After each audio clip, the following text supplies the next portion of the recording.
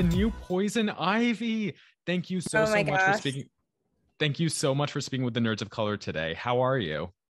I'm so good. I'm so good. I'm so happy to be here. We're so happy to be speaking with you. So, first off, I want to ask you, what's it like working on such an incredible show like Batwoman, and what's the dynamic been like on set? The dynamic has been amazing. It's transformed as the seasons have gone. And I think season 3 is like my favorite because I think we've really found our groove. I think we've been able to finally like delve into all of the characters, the side character. There's no like sidekick character that does the same thing over and over again. I think in season 3 you really care about everyone's journey. You really know where they've come from. They've got a lot of them have an amazing origin story, by this point. And then on top of that, we are battling all of the original bat toys attached to these bat villains that I nerd out about because I'm like, oh my God, that's that toy. And especially when we found the Ivy last year in season 2, before I was even told that I would be a part of that story, truly, I was like, this is iconic. Like, this is it. Like, oh my gosh. And Catwoman's bullwhip and all of those things. Like, I just couldn't believe that our characters and our Gotham was interacting with a Batverse that I grew up on. Yeah, I wanted to ask you about that. When did you first watch Poison Ivy on screen, and what is it like for you stepping into her legacy? And what was it like putting on the Poison Ivy costume for the first time? Oh my God, so many questions. That was amazing. All of them was like mind blowing and amazing. I think my most impactful Poison Ivy was definitely Uma Thurman. Like, that's who I remember. That's who I say, and that's who I picture in my head. Batman, Robin, and it's just and of course, as soon as Caroline Dries was like, "You are becoming Poison Ivy," I was like, Uma, oh my God. And I think like on Instagram, she had just done like a throwback to her performance as Poison Ivy, and I was like, this is not real. And then watching that movie, I'm like, oh my gosh, this is like a McDonald's commercial. Like, everything's like lighting up, everything's like big, and it's like Arnold Schwarzenegger and Mr. Freeze, and it's so big and fun and epic. And my favorite part of her and what stayed with me was that she just commit, that she let the super suit, if you will, the villain suit, inform her and take her there. And I think a part of Mary's journey becoming unapologetic and powerful and larger than life and kind of become who she wanted to become was a little bit of this larger than life character. And I think Poison Ivy really helped me do that personally, and her. So just everything in season 3 became punchier and bigger and more powerful and therefore more dangerous. And being rooted in where her heart is and the fact that she's the heart of the Bat team really anchored me the whole way. And it really seems like becoming Poison Ivy is sort of a fulfillment for Mary and how she's able to take hold of her own power. Like, she has so many traumas, experiences, and now moral complications. So I'm wondering what that means for you and how you hope viewers see themselves in her, and in particular, Asian viewers. Yeah, her journey is everything. I think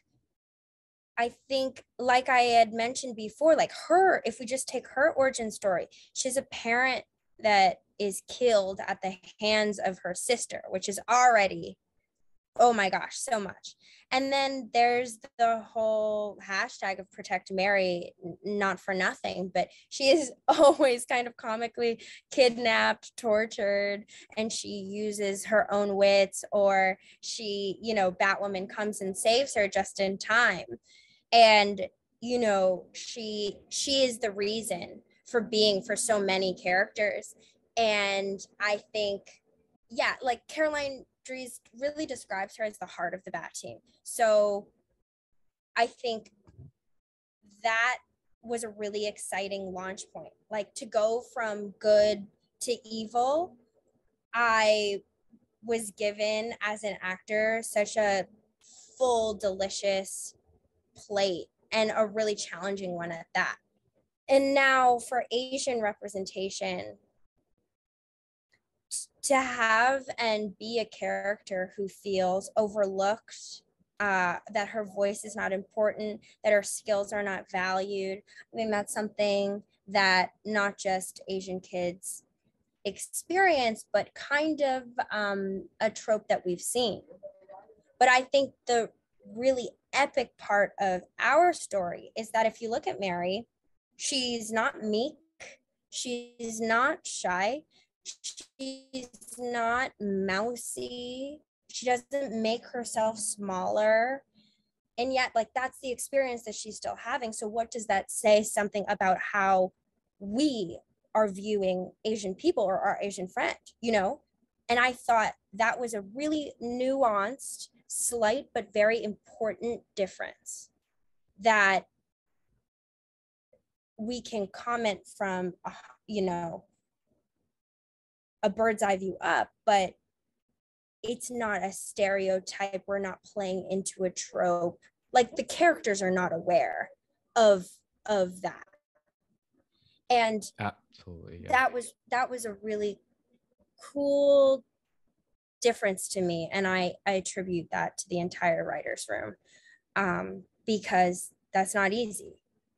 And so I, of course, want Asian youth, kids, but people of all ages, really, to just watch our show and say, oh, like, I want to be her, or like, ooh, she's my favorite, regardless. And I find that our show has so much representation in so many different ways that I think them relating to any kind of hero or any kind of villain, and finding that they happen to look like them, is the cherry on top. That was so beautifully stated. Thank you so much. So, on this week's episode, it really seems like Mary is really digging into this new role she has as the new Poison Ivy. So, I'm just wondering, is there any hope for Mary to go back to the good side, or has she fallen completely to the plant side? And also, is there still hope for Hamilfox, or does Mary have her sights on someone new in Marcus? Oh my gosh, yes, everybody wants to know.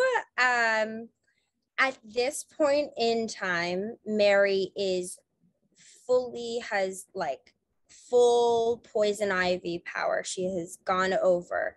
She is, sort of maybe short-sighted, but she has a singular focus. And that is this belief that Batwoman will never choose her. She will never be a priority for the Bat team. And Alice gives her the perfect solution. She gives her the perfect test. Well, if they really don't choose you, then they'll do this. And Batwoman makes the wrong choice in this coming episode, in Poison Mary's kind of green lens. And that, I think, is the nail in the coffin for her. I think from then on out, she's like, okay, you've made your choice. I have to look out for myself. And she now has Alice, and they kind of explore a sisterhood that they've both never experienced before, which is really, really important for them. So, even though Mary's not quick to return back to Mary, and that question still hangs in the air, I think something really valuable is happening, and it's funny, and a little Thelma and Louise moment happening between Mary and Alice that I've just adored. I just adore Rachel and appreciate her commitment. So we've been really going there. And as for Hamilfox, yeah, we totally saw like a little peek into that. I think this definitely drives a huge wedge. I think he's like, and especially what comes up in this next episode. I'm trying not to spoil everything because I absolutely spoil everything. But especially what happens next. I think it's going to be really hard. I think they have to earn each other's trust back, you know? And I think what makes Poison Ivy and Mary being Poison Ivy so dangerous is because she knows the pain points of her team. She knows, you know, Ryan has no mother, has no family, has no sense of belonging. And she knows Luke misses his dad and feels alone in this world. And what is most near and dear to him. So I think actually that's what makes her dangerous. And if she decides to use her knowledge for the wrong reasons, those are ramifications that she's going to have to live with forever, you know. Very well said. Nicole Kang, the new Poison Ivy. Thank you so much for joining the Nerds of Color today. And congratulations on all your success, and can't wait for more. Thank you so much. Take care. Bye. Bye. Lectures, fanboys, professional artists, and professors. Maybe a nerd who's just like you, talking about the things that you like too. So I invite you to the NOC. In full color, you see me. The hard knock life, comics, movies, and TV. Yeah, pop culture with a different perspective. Watch it on your screen, hit play, so check this.